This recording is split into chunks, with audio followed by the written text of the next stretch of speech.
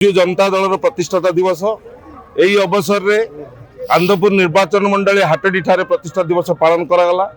ତା संगे संगे हाटडी ठारे बिजु जनता दल कार्यालय उद्घाटन है।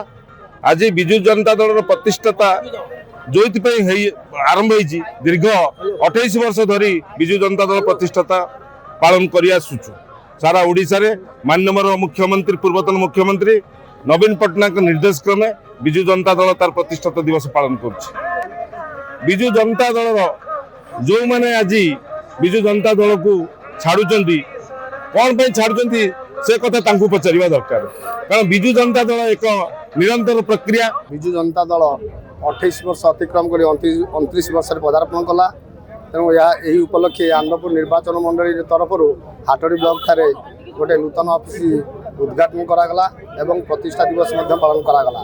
आम आंदपुर ब्लॉक म्युनिसिपालिटी आमर बिजु जनता दल समस्त मुरई मैंने आसीथिले, ब्लॉक चेयरमैन आसीथिले, काउंसिलर मैंने आसीथिले एवं हाटडी ब्लॉक चेयरमैन सह समस्त सरपंच सभ्य एवं मुरई मैंने उपस्थित थे। जहाँ आज प्रतिष्ठा दिवस साफल्यमंडित करें तेणु हृदय कृतज्ञता ज्ञापन देव। आज जो 29तम प्रतिष्ठा दिवस उपलक्षे मु लोक मान आह्वान देली कि आमर पूर्वतन मुख्यमंत्री वर्तमान विरोधी दलर नेता श्रीजुक्त नवीन पट्टनायक जनहितकारी कार्यक्रम जिते गुड़ा होता जन्मरू मृत्यु पर्यंत सबू योजना मान लोक मानता कि वर्तमान डबल इंजिन सरकार ता डबल धोखा दौर।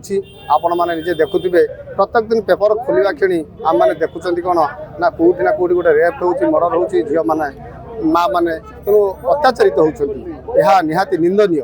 तेणु ये आईन श्रृंखला विपर्यस्त ये माने पनीपरिया दरदाम केते साधारण जन चाषी लोक बैगण टी कि खाई पारना आपण मैंने निजे देखि मो अपेक्षा अधिक आपण मैंने जानते। तेणु ए प्रकार व्यवस्था आज बिजु जनता दल तार आंदोलन करने प्रस्तुति है एवं घर घर जाई आमर पूर्वतन मुख्यमंत्री जनहितकारी योजना मान विषय बुझाइबे एवं वर्तमान जो मिछुआ सरकार मिछ कहूआ सरकार मिछ कही लोक मान माँ मान जो भोट नहीं ता बाबद लोक मान सचेतन कराइबे।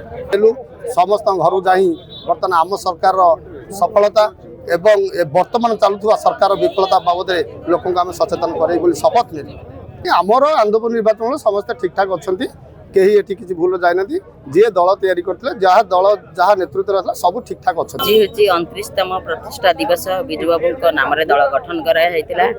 आज आम सहित थे विधायक उपस्थित थे आंदपुर निर्वाचन मंडल समस्त कर्मी भाई भौणी नेतृमंडली गुरुजन मीडिया बंधु समस्ते सांग हो रही बिजु बाबू अंतर समस्ते भल पाते नवीन बाबू नीति आदर्श एवं पर्यंत सबू लोक ग्रहण करुँच समस्ते भल पाँच।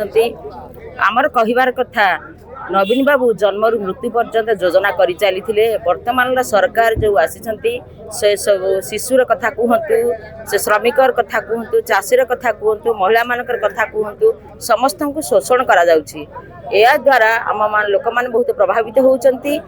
आज दिन में आम शपथ नेलु यार आंदोलन जारी रखू आम सठिक ढंग से सरकार चलांतु समस्त को उपयुक्त सेवा जगाई।